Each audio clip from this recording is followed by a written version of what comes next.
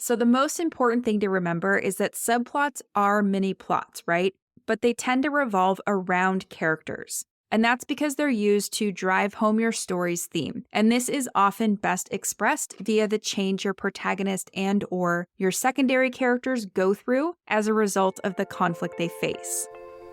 Welcome to the Fiction Writing Made Easy podcast. My name is Savannah Gilbo, and I'm here to help you write a story that works. I want to prove to you that writing a novel doesn't have to be overwhelming. So each week, I'll bring you a brand new episode with simple, actionable, and step-by-step strategies that you can implement in your writing right away. So whether you're brand new to writing or more of a seasoned author looking to improve your craft, this podcast is for you. So pick up a pen and let's get started. In today's episode, we're going to talk about subplots. So we're going to explore the various roles that subplots can play, such as helping you control your story's pace, facilitating character growth, and expressing your story's theme. I'm also going to walk you through a few different examples of subplots from Pride and Prejudice and Harry Potter and the Sorcerer's Stone. But before we dive into all the details, let's talk about what subplots are so that we're all on the same page. Subplots are secondary storylines that receive less emphasis and page time than the main plot. And they're really just a formalized way to show that your protagonist's life is complicated and that their ability to accomplish their goal will be affected by everything around them. But more specifically, subplots can help you control the pacing of your story by adding conflict. They can provide opportunities for your characters to grow and change. They can contradict or complement your story's theme. They can reveal additional information to your characters or to the reader. They can help you change the mood or tone of any part of the story. And they can add texture, depth, and richness to your story as well. So as you can see, they can do a lot for your story, and because of that, they're really important. But the main purpose of any subplot in a novel is to enhance the theme of your story and to add conflict to your story. So I want to dig into that a little more because there are three primary relationships that subplots will have to your main plot, or three functions that they're going to serve in your story. So first of all, subplots can be used to contradict your story's theme. And subplots that are used in this way help you infuse your story with dramatic irony. So for example, let's say you're writing a love story with a positive ending for the main couple that expresses a version of the theme love wins or love conquers all. If this feels too sweet or too easy for the story that you want to tell, then you can layer in a subplot that revolves around two other characters whose relationship ends negatively or bittersweet. In this instance, your subplot will contradict the main theme of your story, making your overall story more complex and probably more enjoyable for readers as well. Now, the second thing you can do with subplots is you can use them to echo your story's theme. So subplots that complement your story's theme can just help strengthen and reinforce your overall message. For example, let's say you're writing an action-adventure story and the theme has something to do with working together being the key to survival, or working as a team just helps the group survive, something like that. Well, you could include a subplot where a secondary character must work with another character, so either your protagonist or a different secondary character, to survive a smaller part of the overall plot. And in that scenario, your subplot would express the same theme as your main plot, but in a different, maybe unusual or unlikely way. And this is what's going to help you create variations on your theme that will strengthen and reinforce your story's overall message. And if that sounds challenging, just think about how many different ways love can win, or how many different ways can justice be served, right? There are so many shades and nuances to themes that if you just spend some time brainstorming, you'll probably find some ways that you can echo your story's main theme. Okay, so the third thing subplots can do is they can complicate your main plot by adding conflict. So these type of subplots can help you add dimension to your characters. They can help you create comic or romantic relief from an otherwise tense or violent story. And primarily, they can just help you make life more difficult for your protagonist. So for example, let's say you're writing a thriller with a romantic subplot. Well, the romantic subplot is going to add conflict to the main plot by upping the stakes. So now that your protagonist has a love interest, they're likely going to worry about their safety in addition to their own as they work to bring down the antagonist. When you're writing this type of subplot, you do want to be careful not to let it overtake your main story or draw the reader's attention away from your protagonist. So those are the three primary relationships that subplots will have to your main story. So if your subplot doesn't contradict your theme, show variations or echoes of your theme, or add conflict to the main plot, So if it doesn't do those things and it kind of just runs alongside your main plot, then it's pretty much going to split your story down the middle, and it's going to ruin your story's effect on readers. And that's because the relationship between all of the elements in your story is what holds it together and gives it a sense of unity. So if the reader doesn't feel that sense of unity, they're likely going to disengage from your story and they might not even finish it. Okay, so now that we know what subplots are and the 3 primary relationships they have to your main plot, let's talk about where they primarily occur, because I get asked this question all the time. Writers will know that they have subplots in mind or that they need to include subplots, but they're like, where do I start them? Where do they typically end? How do I place them into my outline and things like that? So subplots typically come into play at the start of the second act or at the start of the middle section of your story. And that's because they help keep things moving forward by raising new story questions, adding conflict to the main storyline, and putting pressure on your protagonist to grow and change. That being said, subplots can also start and develop right alongside your primary plotline in Act 1 or in the beginning section of your story. So as with most things, there's not a hard and fast rule about where a subplot must begin and end, but looking near the end of Act 1 or the beginning of Act 2 is a good place to start.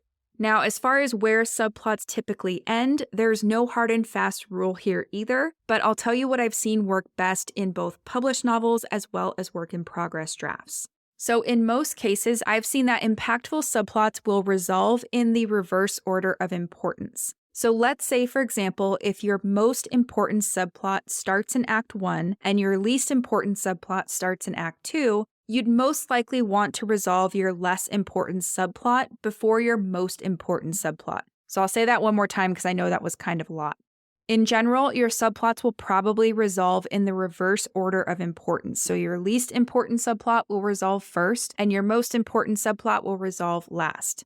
Now, again, none of this that I'm saying is a hard and fast rule. I'm just trying to provide some guidelines so you know where to look in terms of where to start and wrap up your subplots. Okay, so let's talk about how to brainstorm subplots for your story. Because what if you're listening to all of this and you're like, okay, that sounds great, but I don't even have ideas for my subplots. That's totally fine. We're going to talk about some ways to find subplots in your existing story idea, and we're going to look at some examples. So the most important thing to remember is that subplots are mini plots, right? But they tend to revolve around characters. And that's because they're used to drive home your story's theme. And this is often best expressed via the change your protagonist and/or your secondary characters go through as a result of the conflict they face. So to find subplots within your existing story idea, you can start by answering these 2 questions. Number 1, can any secondary characters represent an aspect of your theme? And number 2, can any secondary characters contribute to the central conflict? Both of these questions will help you make sure that any secondary character or any subplot revolving around one of these secondary characters will be connected to your global story and that they'll have an impact on your protagonist. So let's look at some examples to bring this to life. And the first one I want to go through is from Pride and Prejudice, and this is the Lydia Bennet subplot. So in Pride and Prejudice, Lydia is described as being a reckless and impulsive flirt. She likes attention, especially from really attractive men like Mr. Wickham. At some point in the story, Lydia runs off with Mr. Wickham, and she does not think about the consequences of what her actions will do to her reputation and to her sisters. So Lydia's behavior puts her sisters' relationships in jeopardy, but ultimately it helps reunite the 2 central characters, Elizabeth Bennet and Mr. Darcy. So the Lydia subplot is both genre and theme appropriate. It touches on love, intimacy, and relationships, albeit in a cautionary way, and it adds to the central conflict, so it's a great example of a subplot that's impactful. Another example that I like involves Hagrid from Harry Potter and the Sorcerer's Stone. So he's the half-giant, half-human gamekeeper and keeper of keys at Hogwarts, and he loves animals. That's no secret. So at some point in the story, when Harry, Ron, and Hermione learn that Hagrid is hatching an illegal dragon in his hut, this really complicates things. Now the trio has to help Hagrid keep this baby dragon a secret and try to uncover the truth about Nicholas Flamel and the Sorcerer's Stone, all while learning magic and dodging school bullies like Malfoy. No big deal, right? So Hagrid's subplot is both genre appropriate and theme appropriate because it puts Harry in danger and it shows him that adults don't always make the best decisions, and it adds to the central conflict. So it's a very impactful subplot. Now, another thing I get asked all the time is how many subplots should you have in your story? And again, there's no hard and fast rule about the number of subplots that will work for any given story, but most stories have 2 to 3 subplots that center around an important secondary character and that works to increase the conflict.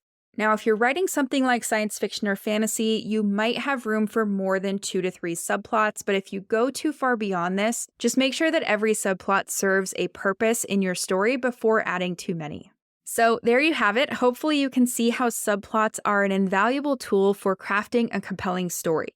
By incorporating secondary storylines that add conflict, deepen characterization, and enhance your story's theme, you can create a multi-layered story that captivates readers. Now, before I let you go, let's do a really quick recap of some of the key points we went over in today's episode. Key point number 1 is that the main purpose of a subplot in a novel is to enhance the main theme and increase the conflict of a story. And because of that, your subplots will have one of 3 relationships to your main plot. So either a subplot will contradict your story's theme, it will echo your story's theme, or it will be used to complicate the main plot by adding conflict. Key point number 2 is that subplots typically occur in the middle section of a story because they help keep things moving forward by raising new story questions, adding conflict to the main storyline, and putting pressure on your protagonist to grow and change. However, they can also start at the beginning of your story as well. There are no hard and fast rules for this.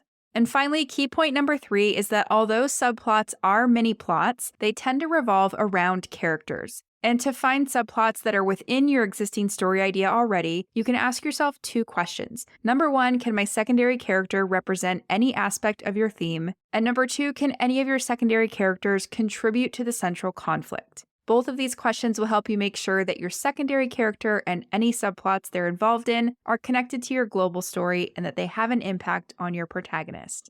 Now, the last tip I have for you is to just keep in mind that when adding subplots into your story, it is going to take time to layer them into your main plot. So don't expect to get it perfect or have everything all figured out right out of the gate. Instead, just use these principles and the things we talked about today to help you brainstorm your subplots and make sure that they contribute to your global story and have fun with it. Subplots are definitely something that you can continue to refine as you get to know your story more. So just keep that in mind and have fun with it. So that's it for today's episode. As always, thank you so much for tuning in and for showing your support. If you want to check out any of the links I mentioned in this episode, you can find them in the show notes listed in the description of each episode, inside your podcast player, or at savannahgilbo.com/podcast. If you're an Apple user, I'd really appreciate it if you took a few seconds to leave a rating and a review. Your ratings and reviews tell Apple that this is a podcast that's worth listening to. And in turn, your reviews will help this podcast get in front of more fiction writers just like you. And while you're there, go ahead and hit that follow button because there's going to be another brand new episode next week full of actionable tips, tools, and strategies to help you become a better writer. So I'll see you next week, and until then, happy writing.